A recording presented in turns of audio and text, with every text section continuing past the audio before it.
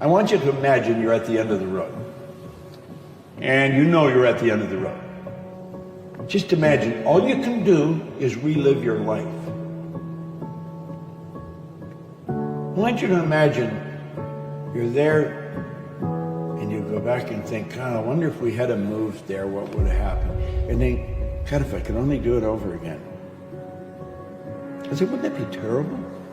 Spend the last days of your life like that? Wouldn't it be better if you look back and say, wow, what a trip.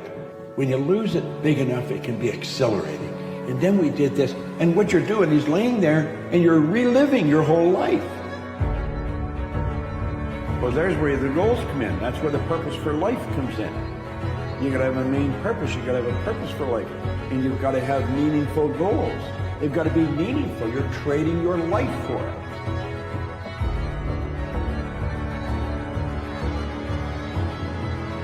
In immersive experiences. So a lot of us today, we live in this world which is like 10 minutes a day. Do it for 10 minutes a day, everything will be great. And that is great. There's nothing wrong with that. And meditation, mindfulness, all these habits are the same. The more you immerse yourself, the more you get an experience that stays with you, the more that you can live with that experience and keep going back to it for 10 minutes a day.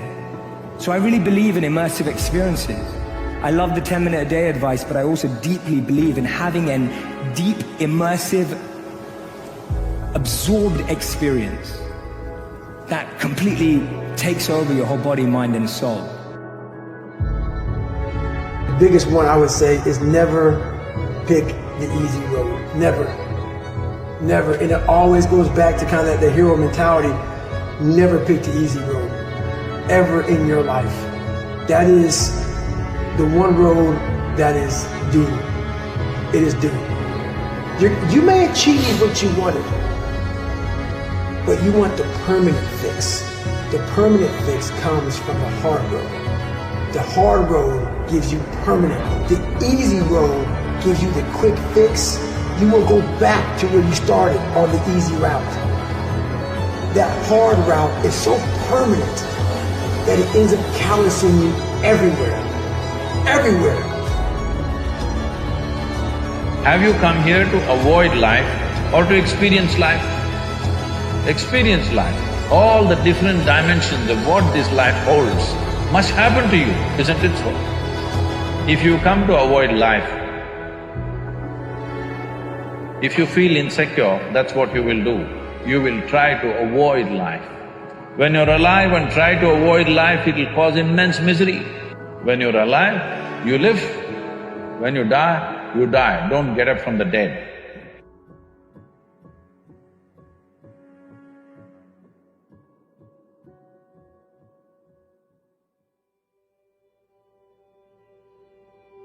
Visualization is a gift to your heart and your soul. It's a gift.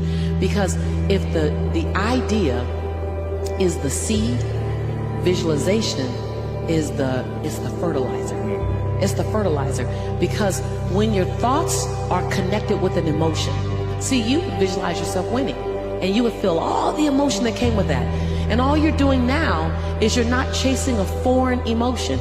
You know the feeling, and now you're just doing what's necessary to get back to that feeling in real time. And it's real important in the visualization. You can't see it over there. You have to see it right here. You got to feel it right here, like I am. It's all I am. I am. I am in my dream home. I am in my dream relationship. And then unpack what that looks like. But most importantly, unpack what it feels like. And when you have that emotion in this moment, all of a sudden you stir up something that I don't think will ever go back to sleep. It'll go, okay, let's go get that. Is that it's a mix of pain and pleasure. And that's what makes it so powerful. The idea of our mortality is obviously very painful, right? What could be more painful? But the idea of transforming that into something beautiful, into something enlightening, into something that kind of fills us with a much different spirit, which motivates us to get something done, which makes us appreciate what we can look at. We're alive and the sky is blue, and and all that. So mortality has this ability to sharpen our senses, to sharpen our appreciation of life, and that turns the pain into pleasure. but the pain and pleasure always go together. So underneath that kind of ecstatic feeling that you feel when you're aware that there's eternal time and that there are all these insanely wonderful things around the world, is always going to be mixed with that tincture of pain about how I'm going to be gone and I won't be here to appreciate it. But that mix of the two emotions is what makes it so powerful and so insanely addictive, right? Because pure pleasure on its own can almost get monotonous. The things that break your heart, if you choose, can open your heart. Fear, the world says fear is bad. Fear is only an opportunity for bravery training. We do make excuses because we are very good at self-deception. Because if we actually had to face the responsibility of playing with our bigness in the world, we'd have to let go of our addiction to our excuses and leave what's safe. And we'd have to actually leave the pain to go out to the possibility of pleasure and joy and greatness. And believe it or not, that frightens us.